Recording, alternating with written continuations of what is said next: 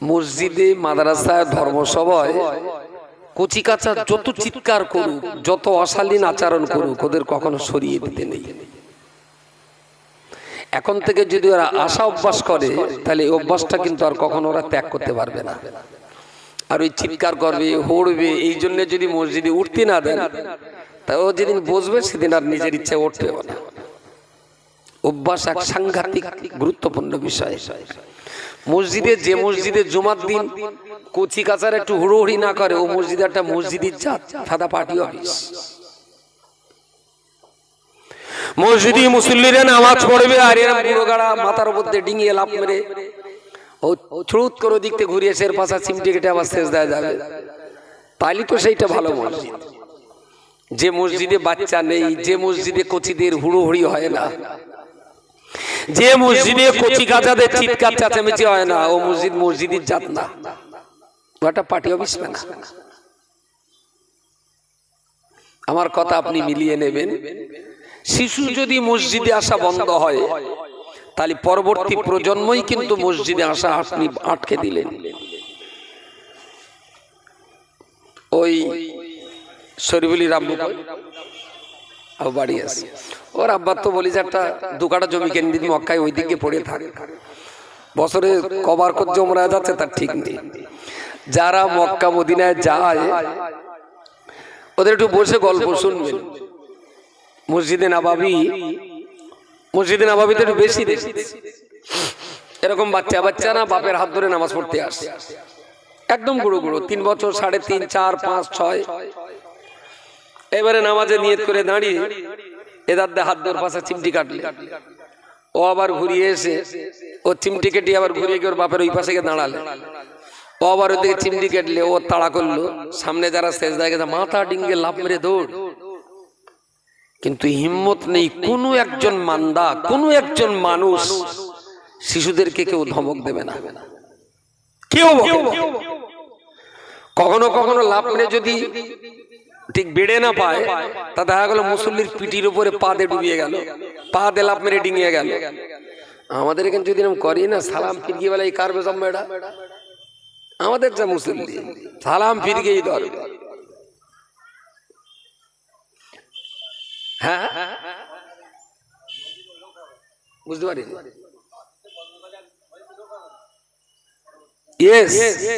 সেই জন্য অ্যাকচুয়াল শিশুরা মসজিদ বা মক্তব, স্কুল বা পাঠশালা, অলংকার তো ওরাই। এই শিশুরা আজকে চিৎকার করছে, তো আপনি ওকে একদিন, এক সপ্তাহ, 10 দিন আসতে দেন, দেখবেন একটা টাইমে ওই বাচ্চাটা আবার অন্য বাচ্চাকে বলবে চুপচাপ বস, মসজিদে না কথা বলতে নেই। ও আপনাদের দেখে দেখে ওরাও শিখবে। সবাই যখন চুপচাপ থাকে, ওরাও বুঝে নেবে তাহলে এটা চুপচাপ থাকার জায়গা, এখানে কথা বলা যাবে না। সুতরাং যে মক্তবটা নিয়ে আপনারা ভাবছেন, আপনার এই ভাবনাটা না একটু আধুনিক মানের হতে হবে। আমার এই ফোনটা স্যামসাং ফোন, এর ভেতরে যত লোক আছে, বুড়ো কটা বাদ দিলি মানে সবার কাছে একটা করে আছে, আর কারোর কাছে আবার 2টো করে আছে। আচ্ছা, কারোর কাছে নোকিয়া ফোন আছে একটাও? নোকিয়া কই? ক বছর বয়স? হ্যাঁ, আর কিছুকাল পরে রেখে দেন, ওর দাম বাড়বে। চিড়িয়াখানায় বা জাদুঘরে রাখার জন্য, প্রাচীন কালের জিনিস তো। এতটা লোকের ভিতরে একটা, আর কারো কাছে নেই। কিন্তু আজ থেকে 20 বছর আগে একটু খেয়াল করে মনে পড়ে, যারা 20 বছর আগে থেকে মোবাইল ব্যবহার করছেন প্রয়োজনের তাগিদে, সেদিন মার্কেটে মোবাইল ছাড়া আর কোনো ফোন ছিল না। ওই আপনার নোকিয়া ছাড়া কোনো ফোনই ছিল না, সবার হাতে হাতে নোকিয়া, বিশাল বাজার ছিল। তো নোকিয়ার যেদিন বিরাট বাজার ছিল, স্যামসাং, ভিভো, এমআই, এরা সেই সময় ভেবেছিল যে মানুষের আরো বেশি প্রিয় করে তুলতে হবে মোবাইল। এরা সবাই নিত্য নতুন ফিচার, নিত্য নতুন ডিজাইন, নিত্য নতুন সিস্টেম মোবাইলে আনার কাজে ব্যস্ত। আর নোকিয়া তখন ভাবলো গোটা দুনিয়া তো আমার হাতের মুঠোয়। নোকিয়ার বাজার তখন তাম দুনিয়ায় সব দেশেই তো নোকিয়ার বাজার। তো নোকিয়ার আপডেটের কথা ভাবিনি।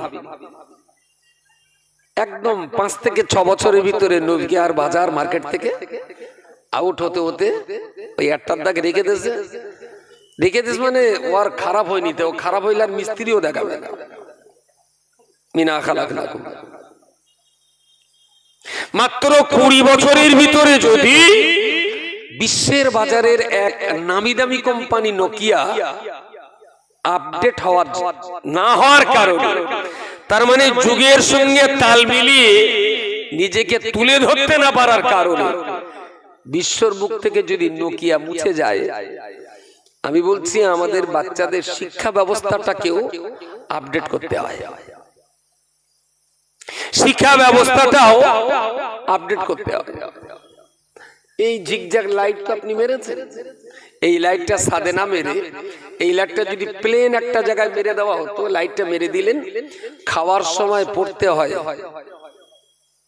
বিসমিল্লাহি ওয়া আলা বারাকাতিল্লাহ, তাহলে একটা লাইট আর একটা সমান কাপড়ের উপরে ফোকাস পড়বে। একবার খাওয়ার দোয়া, একবার শোয়ার দোয়া, একবার ঘুম থেকে ওঠার দোয়া, 6টা লাইটে 6টা দোয়া পর পর পর পর পড়বে। আপনি 6টা লাইট লাগিয়ে দেন, এই শিশুরাই কালকে দিনের বেলা অনেক বাচ্চা আছে 6টা দোয়াই মুখস্থ করে ফেলবে। বুঝতে পারেন?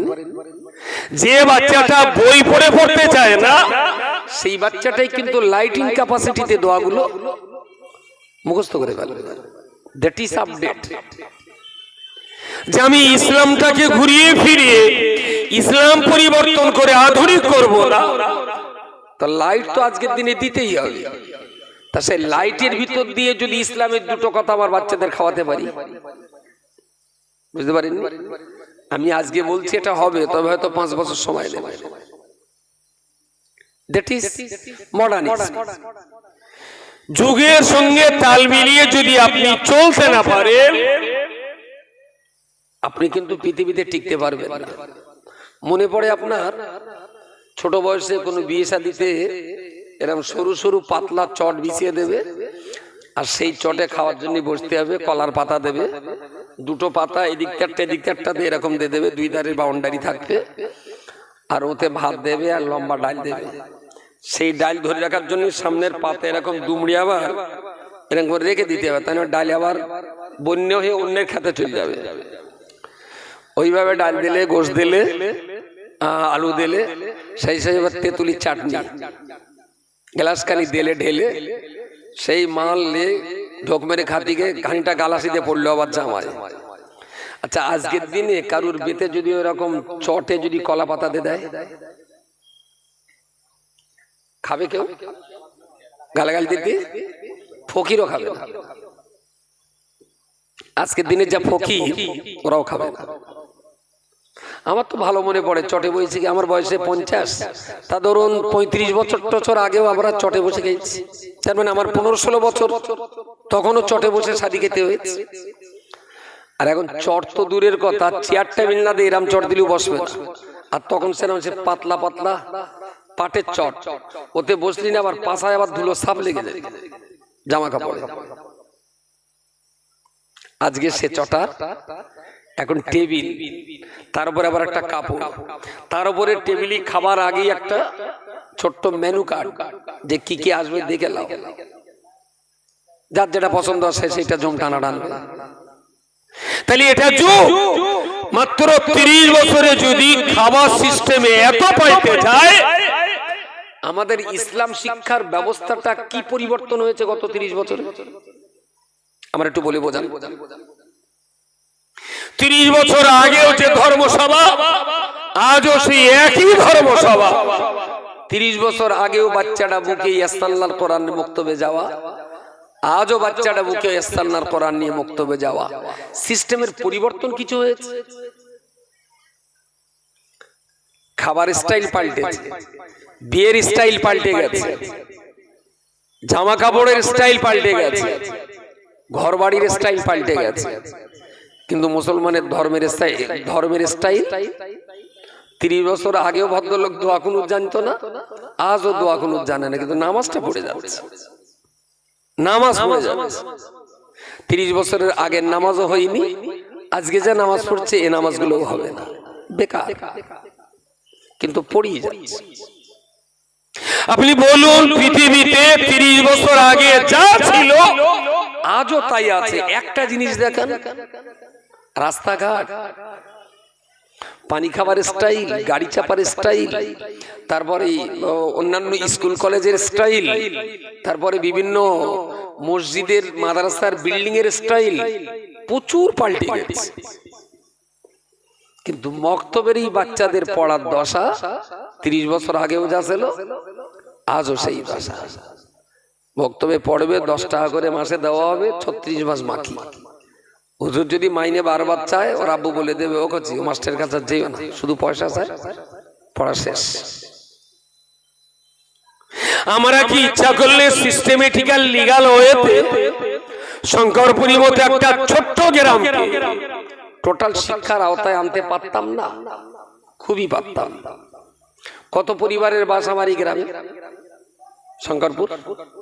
ও গ্রাম বললে ভুল হবে, আমাদের এই মসজিদের বাউন্ডারিতে কত পরিবারের মানুষ এই মসজিদে জুমা পড়ে?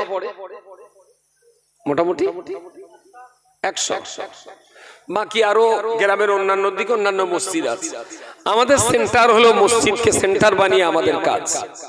তো এই মসজিদের বাউন্ডারিতে যদি 100 পরিবার থাকে, এইরকম বাচ্চা আছে মিনিমাম 200। ওর চাইতে কিছু ছোট বড় মিলে 200 বাচ্চা আছে। বক্তব্যে পড়ছে কজন? 80-90 জন। মাস্টার কজন?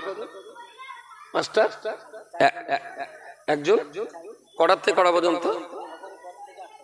ফজরের পর থেকে 8টা পর্যন্ত। আচ্ছা, একটাই মাস্টার ফজরের পর থেকে 8টা, তার মানে হার্ডলি আমি ধরে নিতে পারি 6টা থেকে 8টা, তাই না? 2 ঘন্টা পড়াবে, 90 জন বাচ্চা, একটা মাস্টার। আচ্ছা, এই শঙ্করপুর গ্রামে কোন একটা বাড়িতে বলবেন যে বাচ্চাটা এবছর মাধ্যমিক দেবে, যে মাস্টারের কাছে পড়ার দিয়েছে ওই মাস্টার 2 ঘন্টা ধরে 90টা ছেলে মেয়ের পড়ায়? একটা মাধ্যমিকের স্টুডেন্ট দেখান। হ্যাঁ হ্যাঁ নেই। তাহলে এই বাবাগুলো, যে বাবা মাধ্যমিক দেওয়ার জন্য তার বাচ্চাকে যে মাস্টারের কাছে পড়ায়, মাসে 14-15 দিন পড়াবে, 700-800 টাকা তার টিউশন ফি দিতে হবে, বাচ্চা 20 থেকে 30, এবং সেখানে অল সাবজেক্ট না। আর আমাদের এখানে একটাই মাস্টার পড়াবে 90টা বাচ্চা। 2 ঘন্টা যদি সুঠান পড়ায়, তাহলে 2 ঘন্টায় তো 120 সেকেন্ড, 120 মিনিট। 80টা বাচ্চা, 90টা বাচ্চা যদি পড়াতে হয়, তাহলে একটা বাচ্চার সময় পাবে 1 মিনিট 20 সেকেন্ড। হিসেব ভুল হচ্ছে না? 2 ঘন্টা মানে 120 মিনিট, 60 120, বাচ্চা 90, 120 মিনিটকে যদি 90 দিয়ে ভাগ করা হয়, তাই 1 মিনিট 20 সেকেন্ড পড়ে। আচ্ছা, 1 মিনিট 20 সেকেন্ডে একটা বাচ্চা কি নেবে আর কি দেবে? গ্রামের লোক ভেবেছে কোনোদিন? তাহলে পড়াশোনা কতটা ভালো হতে পারে? শিক্ষকের হাজার ইচ্ছা থাকলেও তিনি কি এখানে ঠিকঠাক দিতে পারবেন? দিতে? আচ্ছা, এই 90টা বাচ্চার ভিতরে মোটামুটি যদি বলা চলে তো 190টা বাচ্চার ভিতরে মেয়ে অন্তত 60টা তো হবে। কত? 60টা মেয়ে পড়ায় কোন ভাই নেই এখানে? ও থাক, পরে হচ্ছে। তাহলে 90টার ভিতরে 60টা যদি মেয়ে হয়, তাহলে 30টা ছেলে। তো আপনি যদি এখানে চালাকি করে 90টার ভিতরে 60টা মেয়েকে কোরআন পড়াবে না, 30টা ছেলেকে কোরআন পড়াবে, তাহলে আমার গ্রামে তাই ধরে নেন। এখন সব গ্রামেই যদি 90টার ভিতরে 60টা মেয়ে কোরআন শিখুক আর 30টা ছেলে কোরআন শিখুক, ভেরি গুড। তাহলে এই কোরআন শিক্ষা করা 60টা মেয়ে বিয়ে দেওয়া চললে যখন ছেলে দেখা যাবে, তাহলে 30টা কোরআন শিক্ষা করা ছেলে, 30টা কোরআন জানা মেয়ের বিয়ে হয়ে গেল। এখনো মেয়ে বেহতি বাকি আছে কটা? এই 30টা কোরআন জানা মেয়ে কোরআন জানা ছেলে পাবে কি? কথা বলে। তখন তাহলে সোনামুখী ধান সদ্যে খাওয়াতে হবে। লোকে এসব শুনে না বলে হুজুর আপনার সব ভালো, শুধু ভাষা খারাপ। আমি তোরা তোমার ভাষাটা খারাপ দেখিস, আমি কোন জমিতে ট্র্যাক্টর চালাচ্ছি জমিটা দেখেছিস? যে কেন আমার ট্র্যাক্টর হো হো করে? শালা সেখানে 4 আঙুল মাটির নিচেই তো বড় বড় পাথর, আর সে পাথরের উপর আমার ফাল চালাতে হয়। সুতরাং আমার মুখের ভাষার যদি দোষ দেবেন তা আগে জমিনের সয়েল টেস্ট করে তবে আমার দোষ দেবেন। যে এত ভালো মাটিতে আপনি ট্র্যাক্টর এত হো হো করে চালাচ্ছেন কেন? আপনি বলুন তাহলে ইসলাম এবং মুসলমানের একেবারেই বাল্য শিক্ষা এই জায়গাটায় মুসলিম কমিউনিটির বাবা আমাদের কোনো হিসাব নেই, একদম বেহিসেবি পড়া। যে আমার বাচ্চাটা কতটা নিচ্ছে আর কতটা দিচ্ছে, ভবিষ্যৎ কি হবে, আবার কোচি ইসলাম কতটা জানবে, কোনো খবর নেই। শুধু একটা খবর নেই, মেয়ের বাপ, মেয়ের মা, মেয়ের বাপের পেছনে লাগে। একটু খোঁজলাও দিন হুজুরির কাছে আঙ্গার রুকিয়া খতম করবে কবে? তার মানে ওরে চৌমাথার হাটে তুলবে, বুঝতে পারেননি? শুধু খতমের ঠান্ডা, মেয়ে খতম হবে কবে? খতম হলি মেয়ে দেখতে আসলি ওর মা গাল ফাঁক করে বলবে আঙ্গার রুকিয়া 3 বার খতম করেছে। আর এতে আল্লাহ গোনা ক্ষমা করুক, হুজুরির একটু লাভ আছে, খতম করলে আবার লুঙ্গি গেঞ্জি জামা আন্ডারমেন্টা নয়, এদিক সেদিক মেরে খতম করে দিতে পারলি হয়ে গেল। আমি বলছি না, এই 90টা বাচ্চার জন্য অতি সুন্দর ভাবে হুজুরের ইচ্ছা থাকলেও ভালো পড়াতে পারবে না, কারণ অ্যাকোমোডেশন নেই, আপনাদের হাতে কোনো সিস্টেম নেই, আপনাদের হাতে কোনো প্ল্যান নেই। আপনাদের বাচ্চারা ভালো ইসলাম জানুক এটা আপনাদের ইচ্ছা নেই। ইচ্ছা থাকলে, বাংলা একটা কথা বলে, ইচ্ছা থাকলে আর গায়ে গয়লায় মিল থাকলে, আর একটা কি কথা আছে না, গায়ে আর গয়লায় যদি ঠিক খাতির থাকে তাহলে হেঁটো পানিতেও গাই দুলি গয়লা দাঁড়িয়ে দুধ দেবে, যদি গয়লার সঙ্গে গাই গরুর আর খাতির থাকে। তো মাস্টারের সঙ্গে আর অভিভাবকের সঙ্গে যদি ঠিক ডেভেলপমেন্টের ভাবনা চিন্তা যদি সমান্তরাল রেখায় কাজ করে তবেই তো ভালো বাচ্চা তৈরি করা যায়। 100 পরিবারের ভিতরে 200 বাচ্চা আছে, তার ভিতরে ধরুন 100 বাচ্চা আসছে, বাকি 100 বাচ্চা ইসলাম কোথা থেকে শিখবে? এই যে বাচ্চাগুলো বাজার ঘুরে ঘুরে বেড়াচ্ছে, দোষ কি বাচ্চাদের? দোষ একদম না। যে বাচ্চা একবার মক্তবে এসে ওঠা বসা করে 2 মাস 6 মাস 1 মাসের 1 বছর পড়ছে, ও বাচ্চা হারগিজ এরকম সমস্যা বাজার ঘুরে বেড়াবে না। বড্ড জোরে একটু যাবে, 2টো মুড়ি বাদাম ভাজা কিনে এখানে বসে বসে খাবে, কারণ এর প্রতি তার একটা আলাদা নেশা হয়ে গেছে। আলাদা করছি তোমাদের কজনের ভেতরে এখানে পড়ো কেটা কেটা? তোমাদের বাড়ি এই গ্রামে না? বাড়ি কোথায় বাড়ি? হ্যাঁ, ও সুন্দরিয়া। কডারে ধরে আইবুড়ো নামটা ঘষালুম, কিন্তু এও আবার আঙ্গা, সেই জন্য বলতেস কটা আবার আমাদের না। আবু ডেকে বসে ডাক্তার করনি তো, বদদোয়া দিও না, জানো সোজায় বস। এই বাচ্চাদের যদি 3 বছর থেকেই বাবা মা যদি ঠিকঠাক মতো করে গাইড দিতে পারেন, আমি বলছি আপনার কোচি স্কুলে পড়ে সায়েন্টিস্ট তৈরি হবে, মাস্টার তৈরি হবে, ডাক্তার তৈরি হবে, বিআরওর অফিসার তৈরি হবে, বিডিও তৈরি হবে, সেনাবাহিনীর জওয়ান হবে, ভালো একজন ডিসি হবে, খুব ভালো একজন রেলের এক্সিকিউটিভ অফিসার তৈরি হবে। কিন্তু আপনি জানবেন আপনার ছেলেটা ভালো মুসলমান তৈরি হবে না, কারণ ওকে তো ইসলামের কিচ্ছু আপনি শেখাননি। মুসলমান হতে গেলে যে শিক্ষাটুকু লাগে সেটা কি হাই স্কুলে দেবে? হাই স্কুল সেটা কি কলেজ ওকে দেবে? কেউ দেবে না। তো আমার ইসলাম, আমার কোরআন, আমার শরীয়ত বাঁচাবার জন্য আমরাই যদি এগিয়ে আসি, তাহলে এই ইসলাম আমরা আমাদের বাচ্চাদের ভিতরে ঠিকঠাক মতো ইনপুট করে দিতে পারি। আমি বহুবার বলেছি শরীফুলকে, সে চেষ্টা করছে তারা। আমি আজও বলছি, এই সন্তানই আপনার ইহকাল, এই সন্তান হলো আপনার পরকাল। সন্তান যদি আপনার ভালো হয়, আপনি কবরে অনেক শান্তিতে থাকতে পারবেন, দুনিয়াতেও মাথা তুলে থাকতে পারবেন। সন্তান যদি আপনার ভালো না হয়, আপনার দুনিয়াটাও ভালো না, আপনার পরকালটাও ভালো না। শুধু কপালের দোষ দিলে তো হবে না, শুধু কপালের দোষ দিলে তো হবে না। হাতে করে ফলিডল তেল খাবো আর বলবো গলায় কপালে ছিল মরণ, তার কি করব বল। তকদিরে বিশ্বাস করতে হয়, তবে নিজের কর্মের দক্ষতাটাকে অস্বীকার করে নয়, কাজটা ঠিক রাখতে হয়, তবে তকদিরকে বিশ্বাস করতে হয়। প্রিয় শ্রোতা মণ্ডলী, মনে রাখো, ইমাম বুখারী রাহমাতুল্লাহ আলাইহি উনি যখন জন্মগ্রহণ করেছিলেন, ওনার জন্মের সময়তে ওনার মা কোলে করে নিয়ে দেখলেন সদ্য জন্ম নেওয়া নিষ্পাপ বেগুনা মাসুম বাচ্চা আমার মুহাম্মদ ইবনে ইসমাইল জন্ম নিয়েছেন সম্পূর্ণ অন্ধ হয়ে। তার দুটো চক্ষু ছিল না, কিছুই তিনি দেখতে পেতেন না। মা আমার বড় কান্নায় ভেঙে পড়লেন, আহারে আল্লাহ, আপনি আমার কোলে একটা অন্ধ সন্তান দান করেছেন। এই সন্তান আপনার দেওয়া, গোটা জগৎ অবজ্ঞা করলেও আমি তার মা তাকে অবজ্ঞা করতে পারি না।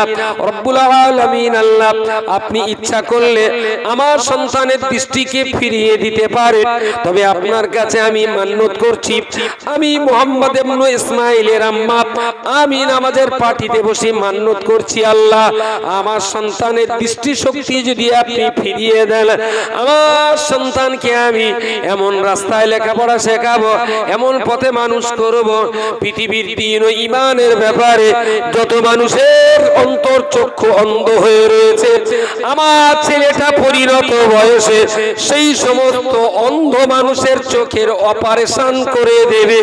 জোরে বলুন সুবহানাল্লাহ। উনি এই নিয়ত করলেন, আল্লাহ আমার সন্তান অন্ধ, মালিক তুমি যদি আমার সন্তানের চোখ দুটোকে ফিরিয়ে দাও, তাহলে আমার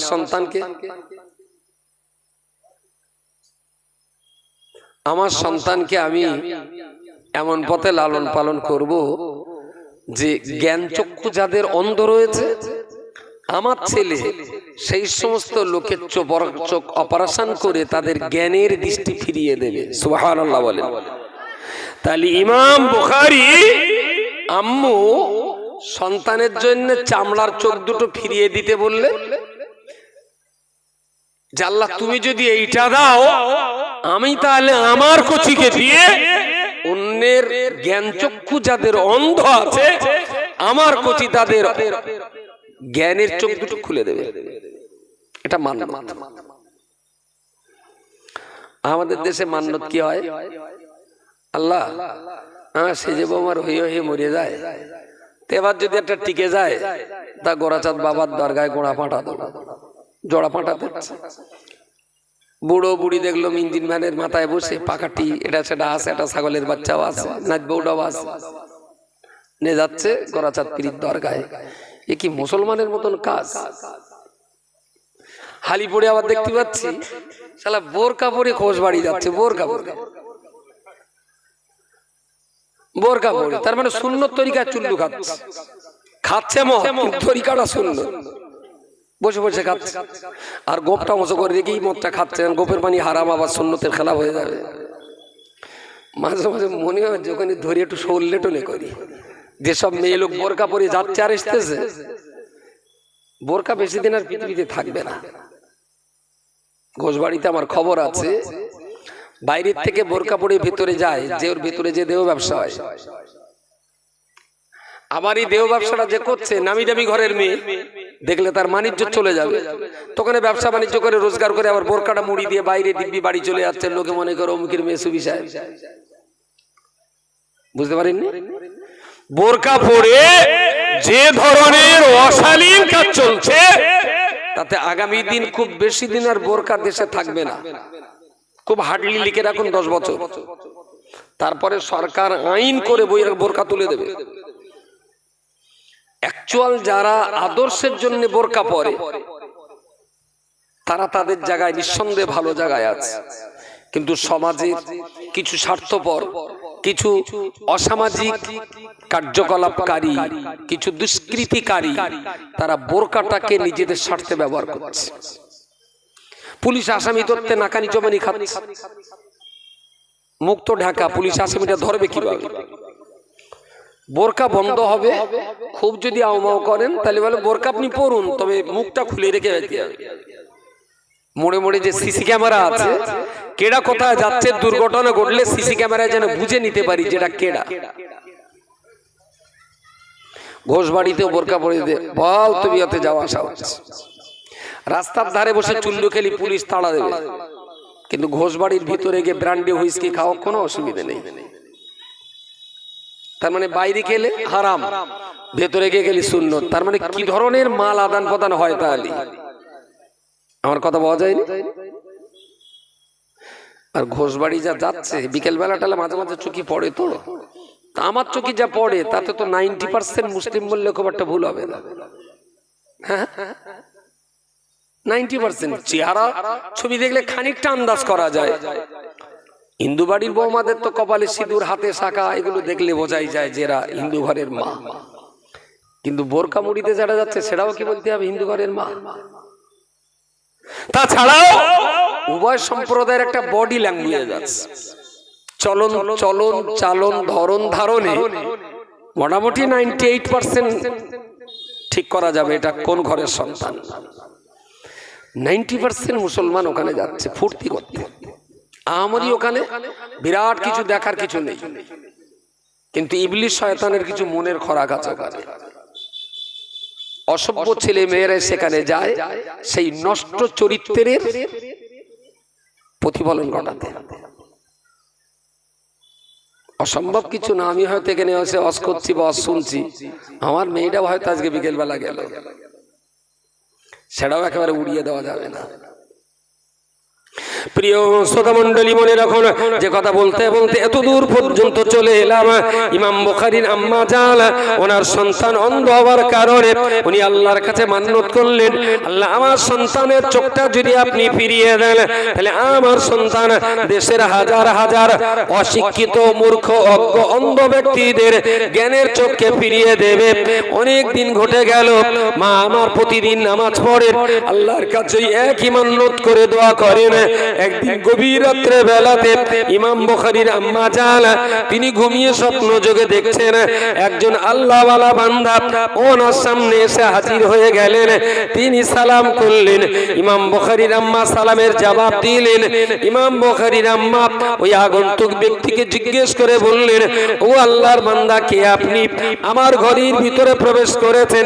লোকটা বললেন, আম্মাজি আপনি আমায় চিনতে পারবেন না, তবে আমার পরিচয় শুনে রাখুন, আমি তো অন্য কেউ নই, আমি হলাম নবী হযরত মুসা আলাইহিস সালাম। ইমাম বুখারীর আম্মা জান নাম শুনেই চমকে উঠেছেন, আরে আল্লাহর নবী মুসা, আপনি আমার মতো গরীব ঘরে আগমন করেছেন, আমার ভাগ্য বড় প্রসন্ন, আমার তকদীর বড় ভালো। হুজুর আমার জন্য দোয়া করবেন, আল্লাহ আমার একটা সন্তান দিয়েছেন, আমি আমার সন্তানটাকে সুন্দর লেখাপড়া শিখিয়ে দ্বীনের খেদমত করাবো, কিন্তু আমার আল্লাহর ইচ্ছা হয়েছে আমার সন্তানটাকে আল্লাহ পাক অন্ধ করে দিয়েছেন। ওগো আল্লাহর নবী মুসা কালিমুল্লাহ রূহানি হালাতে আমার ঘরে যখন পৌঁছে গেছেন, আপনার কাছেও দোয়া চাইছি, আমার কচির জন্য আপনি দোয়া করুন, আল্লাহ পাক যেন আমার কচির দৃষ্টিটাকে ফিরিয়ে দেন। আর আমার কচি যদি চোখটা ফিরে পায়, এত সুন্দর করে তাকে পড়াশোনা করাবো, আমার ছেলেকে এমন জ্ঞানী তৈরি করব, অন্ধ মানুষের জ্ঞানের দৃষ্টিশক্তি তিনি ফিরিয়ে দেবেন। নবী মুসা আলাইহিস সালাম বললেন, আম্মাজি এই ব্যাপারেই তো আমি তোমার সুসংবাদ দিতে এসেছি। তুমি বারবার আল্লাহর কাছে দোয়া চাও, আল্লাহর কাছে মান্নত করেছো, আল্লাহ পাক রব্বুল আলামিন তোমার মান্নতের এই দোয়ায় আল্লাহর রহমত হয়েছে। আমি আল্লাহর পক্ষ থেকে সুসংবাদ দিতে এসেছি। ও ইমাম মুহাম্মদ ইবনে ইসমাঈলের আম্মা, আজ রাতে আমি তোমায় সুসংবাদ সংবাদ দিয়ে দিলাম, সকালবেলা ঘুম ভেঙে তোমার বাচ্চাকে যখন ডেকে তুলবে, আল্লাহ পাকের করুণাতে তোমার বাচ্চার চোখ দুটো আল্লাহ সুস্থ করে ফিরিয়ে দিয়েছে। ঘুম ভেঙে দেখবে তোমার কচির চোখ ভালো হয়ে গেছে, কচি দেখতে পাচ্ছে। ইমাম বুখারী তো মা তো ঘুমিয়ে আছেন, আর এটা স্বপ্ন। স্বপ্ন শরীয়তের দলিল না। স্বপ্নের উপরে ভিত্তি করে শরীয়তের কোনো মসলা চাপিয়ে দেওয়া যায় না। তবে রহমত আর বরকতের ক্ষেত্রে স্বপ্ন অনেক গুরুত্বপূর্ণ ভূমিকা রাখে। সত্য স্বপ্ন, এই আমজাদ ভাই না, এদিকে তুমি একটা নিচে বসলে কিয়ামতের আলামত না? না নাই, একটু দুলাভাইটাই বল, তাইলে আসবে, আদর করে একটু ডাক। তো কি বলছিলাম জানো? ও জি, ঘুমিয়ে তো ওটা স্বপ্ন। সত্য স্বপ্ন, স্বপ্ন দেখলেই যে সত্য হবে তা নয়, আবার স্বপ্ন সব যে মিথ্যা হবে সেটাও না। শোয়ার বসন বা কাঁথা বালিশ, শোয়ার জায়গা, শোয়ার ডিজাইন, এসব কিছুর ভিত্তি করে স্বপ্ন দেখার টাইম, এর উপরে ভিত্তি করে মোটামুটি 90% আন্দাজ করা যায় এই স্বপ্নটা সত্য আর এই স্বপ্নটা সত্য না। তবে এখানে একটা সতর্কতা, স্বপ্ন দেখে হুটপাট যাকে তাকে বলতে নেই। খুব খুব প্রিয়জন ছাড়া স্বপ্নের কথা যাত্রার সঙ্গে বলতে নেই। তো এটা তুমি স্বপ্ন দেখলেন, যথারীতি নিজের অভ্যাস মতো ফজরের ওয়াক্তের আগে মায়ের ঘুম ভেঙেছে। ঘুম ভাঙতেই স্বপ্নের কথা মনে পড়েছে, ঘুম ভাঙতেই স্বপ্নের কথা মনে পড়েছে। তো অস্থির হয়ে যাচ্ছে মা, তার সন্তানের চোখ আল্লাহ ফিরিয়ে দিয়েছেন। এটা শুধু স্বপ্নই দেখলেন তাই না, মুসা নবী তাকে স্বপ্নে এই সুসংবাদ দিয়ে যাচ্ছেন। সুবহানাল্লাহ। তো মা ভেবেই নিলেন, একজন নবী রুহানি হালাতে যখন আমাকে এই কথা বলে যাচ্ছেন, নিশ্চয়ই আমার এই স্বপ্নটা মিথ্যা না। তো ছেলেটাকে কি এক্ষুনি ডেকে তুলব? মায়ের মন তো বলছে না। ইস্তেঞ্জা করলেন, ওযু করলেন, ফজরের নামাজ পড়লেন, কোরআন তেলাওয়াত করলেন, আল্লাহর কাছে খুব কাঁদা কাটা করলেন যে আল্লাহ, আমি তো স্বপ্ন দেখেছি, একজন নবী আমাকে স্বপ্ন দেখিয়েছেন যে আমার সন্তানের চোখ আপনি ফিরিয়ে দিয়েছেন। আল্লাহ, আমার স্বপ্নটা যেন মিথ্যা না হয়। খুব কোরআন তেলাওয়াত করলেন, দুহাত তুলে আল্লাহর কাছে খুব কাঁদলেন। কেঁদে বাচ্চাটাকে আস্তে আস্তে বুকের উপরে হাত দিয়ে নাড়া দিয়ে নাম ধরে ডাকলেন। সব অবস্থাতেই বাচ্চাটা চোখ চেয়ে মায়ের মুখের দিকে তাকিয়ে মায়ের মুখ দেখতে লাগলেন। জোরে বলুন সুবহানাল্লাহ। মা বুঝতে পেরেছেন যে আমি স্বপ্ন দেখেছি, যা মিথ্যা হয়নি, আমার স্বপ্ন সত্য হয়েছে। ইমাম বুখারীর আম্মা জান ওই নাবালক অবস্থাতেই ঘুম থেকে তাকে তুললেন, ও আপনার গোসল করালেন, নামাজের পাটিতে দাঁড় করিয়ে নিজে 2 রাকাত নামাজ পড়লেন, সন্তানকে নামাজ পড়ালেন। আল্লাহ পাকের কোরআনুল কারীমে সন্তানের হস্তে তুলে দিলেন। প্রতিদিন মা বাচ্চাকে কোরআন পড়াবেন, মা যখন নামাজ পড়বেন বাচ্চাকে তখন নামাজ পড়াবেন। ওই 4-5 বছরের বাচ্চা ছেলেটা মা যখন ভোর রাত্রে বেলা, গভীর রাত্রে বেলা মা যখন তাহাজ্জুদের নামাজ পড়াবে, 5 বছরের বাচ্চা ছেলেটাকে মায়ের সঙ্গে নিজের পাশে দাঁড় করিয়ে মা তার সন্তানের তাহাজ্জুদের নামাজ পড়াবেন। পৃথিবীর কোন মাস্টার, কোন শিক্ষক লাগেনি। 9 বছরের ভিতরে ইমাম বুখারী মায়ের কাছে পড়ে পড়ে পুরো কোরআন হাফেজ হয়েছিলেন। জোরে বলুন সুবহানাল্লাহ। অন্য কোন মাস্টার লাগেনি, মার কাছে পড়েই উনি কোরআনে হাফেজ হলেন। বয়স 9 বছর। শুধু মান্যত রয়েছে এটাই যে শর্ত সাপেক্ষ। আল্লাহকে বলেছেন, আল্লাহ তুমি যদি এটা করে দাও আমি তাহলে এটা করব। তাহলে আল্লাহর কাছে যেটা চেয়েছিলেন সেটা তো উনি পেয়ে গেছেন, তাহলে যেটার কথা বলেছিলেন সেটা এখন করাটাও ওয়াজিব, তাই না? তবে কথা উঠলো বলে বলেই ফেলছি, মান্যত নিঃসন্দেহে ভালো, মান্যত খারাপ না। মান্যত হবে শুধু আল্লাহর নামে। মান্যত অমুকির দরগায় তমুকির দরগায় মান্যত, এসব শিরক আছে। আল্লাহ ছাড়া অন্য কারো নামে যদি মান্যত হয় তাহলে তার গোশত খাওয়া হারাম। হয়তো বলবেন হুজুর আমি তো জবাই করছি বিসমিল্লাহ বলে।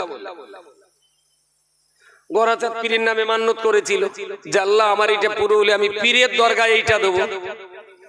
তাহলে হুজুর তো মান্যত করেছিল পীরের দরগায় দেওয়ার জন্য, আমি তো জবাই তো করছি বিসমিল্লাহ আল্লাহু আকবার, তাইলে এর গোশ খাওয়া যাবে না কেন? বৈশাখ হুজুর এই মশলা ক্রস করে তিনি লিখেছেন যে বিসমিল্লাহ আল্লাহু আকবার বলে যদি বিড়েল জবাই করা হয় খাবেন? এক্ষুনি দেবো তালি গড়া দিতেন। বিসমিল্লাহ আল্লাহু আকবার বলে যদি কুকুর জবাই করা হয় কেউ খাবে? তাহলে বিসমিল্লাহ বলে জবাই করার আগে ভাবতে হবে যে এই পশুটার গোশত আমাদের জন্য বৈধ কিনা। আচ্ছা বিসমিল্লাহ বলে গরু জবাই করলে সে গোশত তো খুব খাওয়া যায়, কিন্তু গরুটা যদি চুরি করা হয় গরুটা তাও হারাম। তাহলে যার যে পশুটার গোশত খাওয়ার জন্য জবাই করছি বিসমিল্লাহ বলে জবাই করার আগে ভাবতে হবে যেটা আমাদের জন্য জায়েজ কিনা। যদি বৈধ হয় তবে বিসমিল্লাহ বলে জবাই করলেও বৈধ, আর যদি ওই গোশতটা আমার জন্য হারাম হয় বিসমিল্লাহ কেন ৭০,০০০ বার কোরআন খতম করে জবাই করলেও জায়েজ হবে না। আর আজকাল আমাদের দেশে এইটা একটু কি করি তুলে দেওয়া যায়, দেখেন হাট জ্বলে যাচ্ছে, দোয়াখানি দোয়াখানি করে। কবে হবে তোমরা দোয়াখানি? প্রতি বছর হয় না? হ্যাঁ ও জলসার পরে আলোচনা। আসলে এইটা আমাদের দেশে ছিল না। বৈশাখ হুজুরি চলতে পারলে আমি কবরতে তুলে জিজ্ঞেস করতাম। বৈশাখ হুজুরের ফতোয়া তাবিজাতের ৪র্থ খণ্ডে লিখেছেন যে যখন দেশে দুরারোগ্য মহামারীতে দেশের লোক প্রচুর পরিমাণে আক্রান্ত হবে সেই রকম সময় এই দোয়াটা, নিম্নলিখিত দোয়াটা পড়ে ছাগল, গরু, দুম্বা, মহিষ, ভেড়া এই ধরনের কোন পশুর মাথায় ফু দিয়ে ওই পশুটা জবাহ করে তার এক টুকরো গোশত যারা খাবে আল্লাহ চাইলে আল্লাহ তাদেরকে সুস্থ রেখে দেবেন। সুবহানাল্লাহ। আগে এককালে বুড়োদের মুখে শুনেছি, ইতিহাসও বলে যে গ্রাম কি গ্রাম উজাড় হয়ে যেত কলেরায়, বমি আর পায়খানা, পেটনাবা, ডায়রিয়া, তারপরে ওই পক্স, বসন্ত যখন দেশে আসতো তো দেখা যেত গ্রামে এমন বাড়ি ছিল না যে বাড়িতে কারোর হয়নি। এইরকম দুরারোগ্য মহামারী বেদি যখন আসবে হুজুর বললেন তখন এই তাবিজটা তোমরা করো। সে বেদি বলো অনেক আগে পার হয়ে গেছে, কিন্তু দোয়াখানিটা কেন ওর ভেতর গড় রহস্য আছে আরো। এখন তো আর দোয়াখানি না, এখন গরুখানি। সে বৈশাখ হুজুর দোয়াখানি তাবিজাদের কেতাবে যে 4 পৃষ্ঠা দোয়াটা আছে, দোয়া পড়ে গরুর মাথায় ফু দেয়। এটাই জি ফু দেওয়ার টাইম।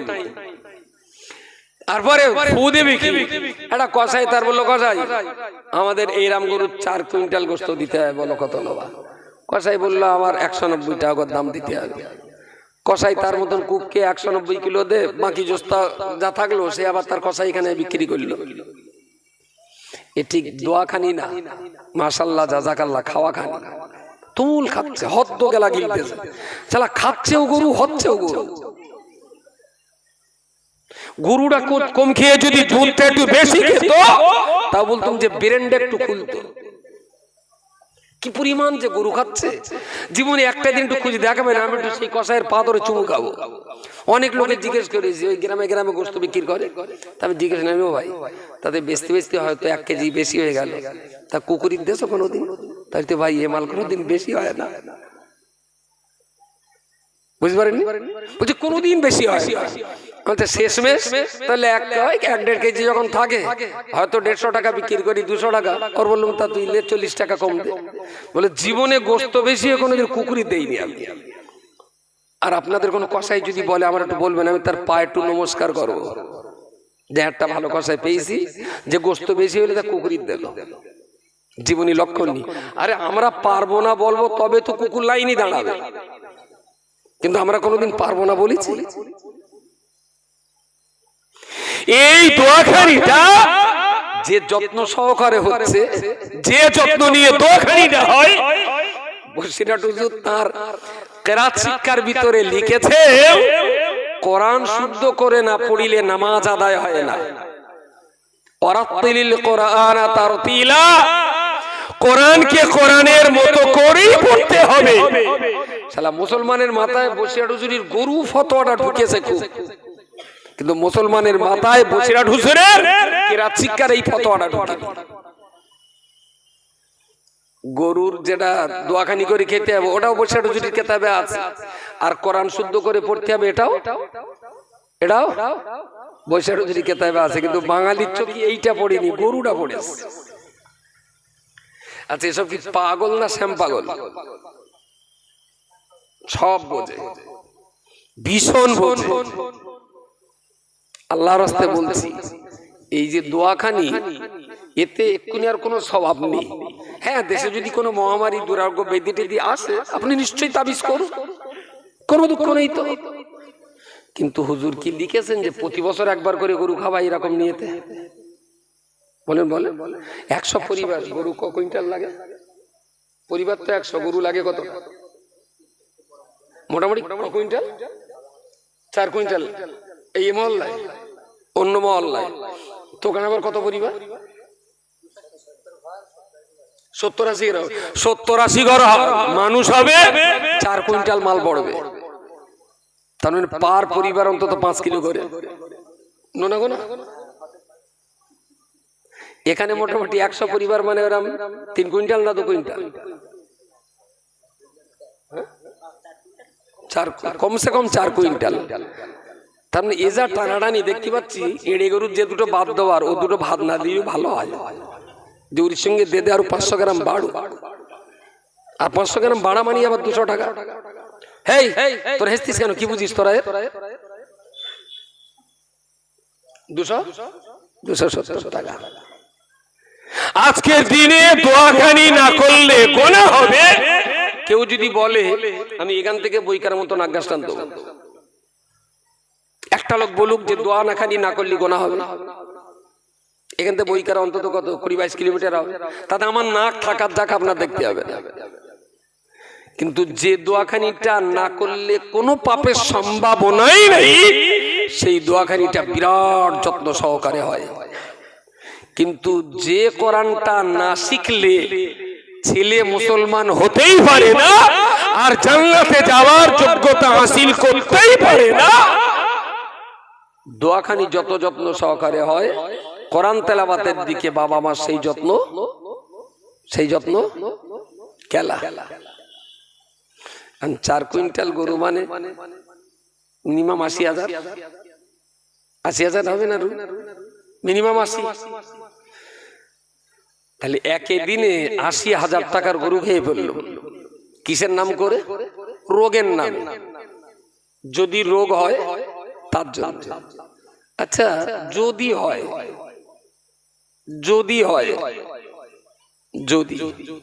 আচ্ছা, একটা তেলাপিয়া মাছ খেতে গিয়ে মনে হলো, যদি কাঁটা গলায় বেঁধে যায়,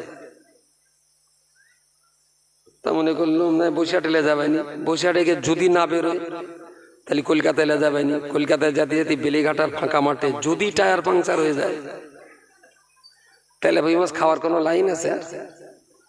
হ্যাঁ, আলু কোকা বে কর। তাহলে বে তো করলুম, বউ যদি আমার মারে, সে জীবনে বে করতে পারবে না। আমি করছি তাহলে এক কাজ কর, একটা ব্যবসা কর। ব্যবসা তো করলাম, যদি ব্যবসায় লস হয়ে যায়, আমি তো বাড়িতে শুয়ে থাক, শোবো তো খাটে, যদি পা ভেঙে নিচে পড়ে যাই, আমি তাই রাস্তাতে হাঁট, তাহলে যদি অ্যাক্সিডেন্ট করে পড়ে যাই, তাহলে এর আসমানে তুলে দেওয়া ছাড়া আর কোনো লাইন আছে? যদি যদি কোন কালে রোগ হবে আল্লাহ এখনো দেয়নি, এরা শুধু যদির উপরে বিশ্বাস করে বছরে ৮০,০০০ টাকা শ্রাদ্ধ দিচ্ছে, যদির উপরে বিশ্বাস করে। আর আমি বলছি কোরআন না শিখলে আপনার বাচ্চা গ্যারান্টি জাহান্নামে যাবে।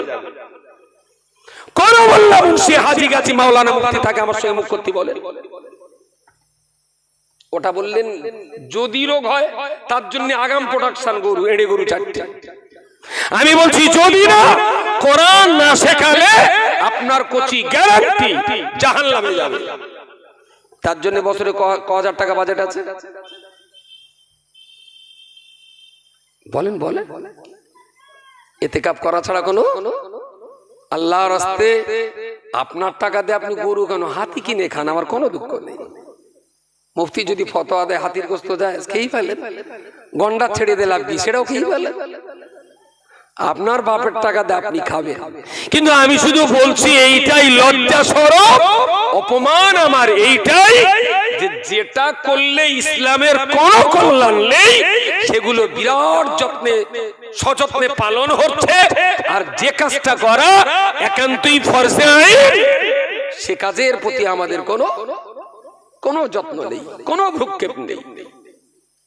আমি ত্রুটি বিচ্যুতির জন্য ক্ষমা চেয়ে নিচ্ছি। একটু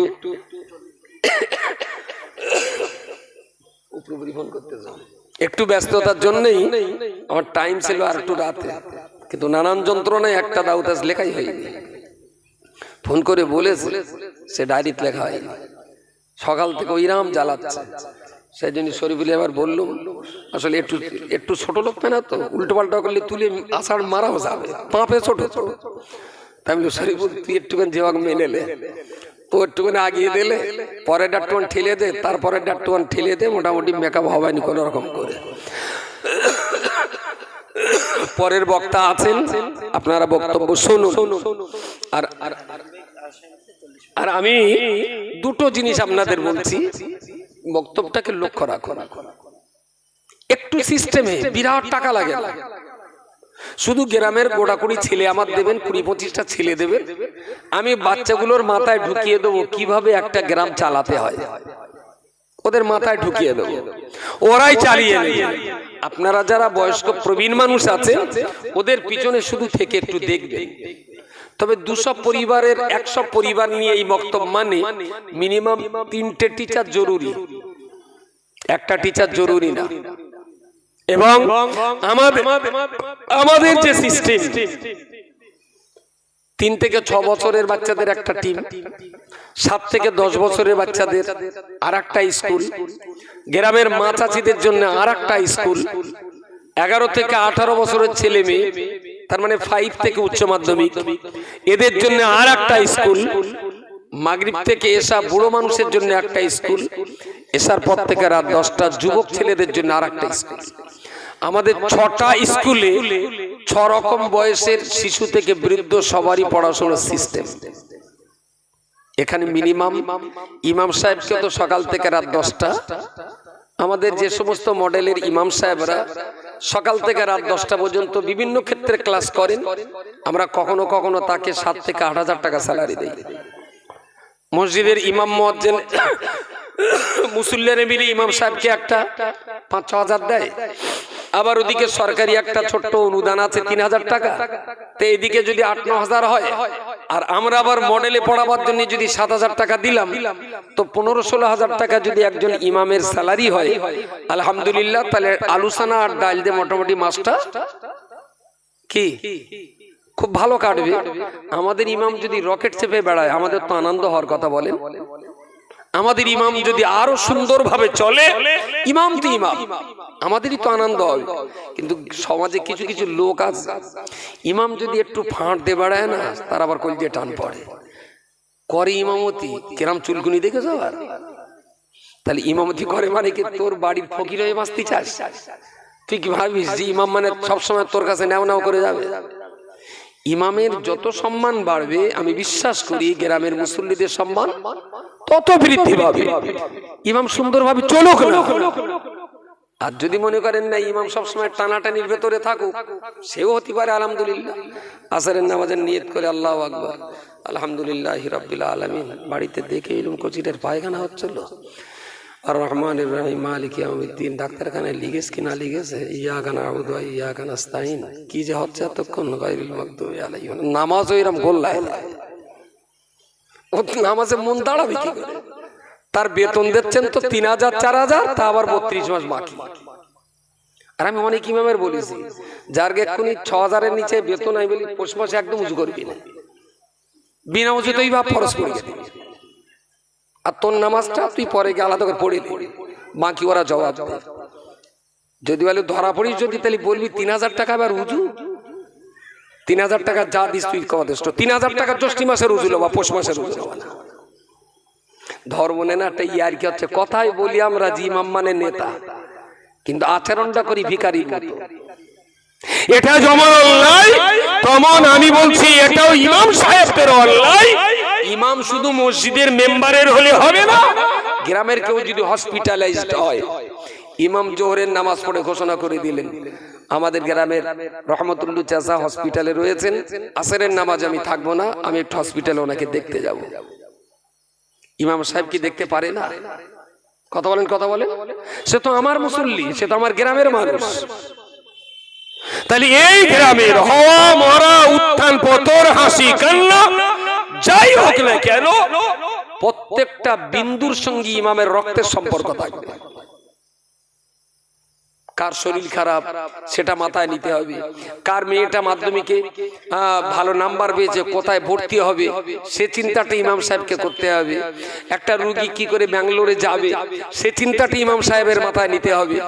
শুধু বললাম তো মেম্বার আর মেহরাবের ইমাম হলে হবে না, গোটা মহল্লার প্রত্যেকটা পরিবারের ইমাম হতে হবে। আমি বুক চাপড়ে বলতে পারি, ইমাম যেদিন এখানে মরবে, ইমামের বাড়ির লোক নিতে আসবে ডেড বডি, আর শঙ্করপুরের লোক রাস্তা অবরোধ করে দাঁড়িয়ে বলবে ইমামটা আমাদের মসজিদের ভাষা তার কবর দিতে হবে। আমার কথা মাথায় যায়নি? দ্যাট ইজ ইমাম। যে গ্রামের মানুষ ইমামের ডেড বডি দেবে না, তোমাদের দরকার হবে একটু নাও, একটু যাও গ্রাম ঘুরিয়ে আনো, কিন্তু যে লোকটা সারা জীবন আমাদের রক্তের সঙ্গে মিশে গেছে সেই লোকটার জিয়ারত করতে বারবার তোমাদের বাড়ি যাওয়া যাবে না। আমাদের মসজিদের পাশেই ইমাম সাহেব হুজুরের মাজার হবে, আমরা 5 ওয়াক্ত নামাজ পড়ে যেন হুজুরের মাজার জিয়ারত করতে পারি। দ্যাট ইজ ইমাম। ইমামকে যেমন গ্রামের জন্য কোরবান হয়ে যেতে হবে, তেমন গ্রামের মানুষকে ইমামের জন্য কোরবানি দিতে হবে। চলো না, জামাইকে তো 2 লাখ টাকার বাইক দিয়েছি, আমাদের গ্রামের ইমামটা সাইকেল চেপে বাড়ায়, আমার খুব মান সম্মানে লাগে। আমি অন্তত 40,000 টাকা দিয়ে ইমামের একটা মোটরসাইকেল কিনে দেই। কোন মুসল্লি জীবনে স্বপ্ন দেখেছে যে ইমাম সাহেবের একটা মোটরসাইকেল দেবে? কথা বলেন না কেন? বলবেন টাকা কি আমার গায়ে কামড়াচ্ছে? ইমামের দিতে দেবো কেন? দ্বিতীয় তোমার জামাই দেবো, দ্বিতীয় তোমার একটা ধর্ম বউরের তারিফ দেবো, ইমামের কি চুলকনি দিতে যাবো? আমি বলছি না, সে তো আপনার ইমাম, ভালোবেসে তো জামাইকে অনেক দামি দামি জিনিস দিয়েছেন। ইচ্ছা হয় না যে ঈদের দিনে আমি ইমাম সাহেব আমার না খুব ভালো লেগেছে, আপনি যখন ওদিকে যাবেন অমুক দোকানে একটা জামার বায়না দিয়ে আসবেন, আমি আপনার একটা জামা দেবো। এর জন্য তো ফাটাফাটির দরকার নেই। আমি ইমামকে ভালোবাসি, আমার বাচ্চা করার যেমন জুতো জামা দিয়েছি, ইমাম সাহেব শুনলাম তোমার 2টো বাচ্চা আছে, তাহলে হ্যাঁ এরকম 2টো বাচ্চা আছে, ঠিক আছে এবারে ঈদে তোমার বাচ্চা 2টো জামা কাপড় আমি দেবো।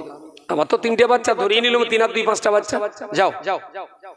তবে আমাকে যেমন তার জন্য কোরবানি দিতে হবে, তাকেও তবে গ্রামের জন্য নিজেকে কোরবানি দিতে হবে। দেখবেন মুসল্লির আর ইমাম মিলেমিশে একাত্তা হয়ে যাবে, কেউ কাউকে ছাড়া বাঁচতে পারবে না। আমি আর একদিন আসবো, এখান থেকে গোটা 20 ছেলে আমার পাঠান গ্রাম। যদি বলেন ভালো ছেলে নি, ওই চুল্লুখোট্ট তাই পাঠান, তেরঙ্গা খায়, চুল্লু খায়, একটু পাতা টাতা খায়, খাগে যা ওই রকম ছেলে আমারে দেন গোটা 20। দেখি আমি গ্রাম সাইজ করতে পারি কিনা। 2008 সাল থেকে আর 23 সাল পর্যন্ত আমি একেবারে ঘোড়ার ঘাস কাটিনি। আমার জীবনের এক গুরুত্বপূর্ণ সময় আমি চাইল্ড এডুকেশন, কমিউনিটি ডেভেলপমেন্ট এবং স্টুডেন্ট এম্পাওয়ারমেন্টের জন্য আমার জীবনের এক গুরুত্বপূর্ণ টাইম আমি শেষ করেছি। এর উপরে প্রচুর পড়াশোনা করতে হয়েছে, এর জন্য অনেক বড় বড় সমাজ বিজ্ঞানীদের ট্রেনিং নিতে হয়েছে। ওরা আমার কাছে যাবে, আমি ওদের কিছু কাজ দেব, তারপরে মাদ্রাসায় এখানে এই জায়গাতে বিকেলের পড়ন্ত বেলা একটা মিটিং করব। সেদিন বাইরের কোনো শ্রোতা থাকবে না, শুধু এই গ্রামের বাপ থাকবে আর এই গ্রামের মা থাকবে, বাইরের কোনো শ্রোতা থাকবে না, শুধু গ্রামের বাবা আর গ্রামের মা। শুধু সিস্টেমটা আপনাদের মাথায় দিলে খুব আপনাদের ইচ্ছা হবে আনন্দ করে এটা চালাতে। এবং আমি গ্যারান্টি দিয়ে বলছি, এইভাবে মাত্র অনলি 3 ইয়ার্স, 3টে বছর চালাবেন, বুকটুকে বলতে পারবেন যে 10 বছরের কোনো বাচ্চা নেই আমার গ্রামে যে বাচ্চাটা কোরআন পড়তে জানে না। সুবহানাল্লাহ বলেন। বুকটুকে আপনি বলতে পারবেন যে আমার গ্রামের 70 বছরের বৃদ্ধা মা এই মাদ্রাসায় পড়ে তিনি এখন কোরআন শিখেছেন। 60-65 বছরের বৃদ্ধ বাবা তানারাও এখন কোরআন শিখছেন। শুধু ভালো হব, ভালো করব বললেই ভালো করা যায় না। ভালো করতে গেলে ভালোর একটা মডেল মানুষের সামনে তুলে ধরতে হয়। একটা মডেল মানুষের সামনে তুলে ধরতে হয়। ও এইরকম ভালো, আচ্ছা ঠিক আছে, তাহলে আমিও আছি। আমরা সেই চেষ্টাটাই করব। আমার জন্য দোয়া করুন। পরবর্তী বক্তা যারা আছেন,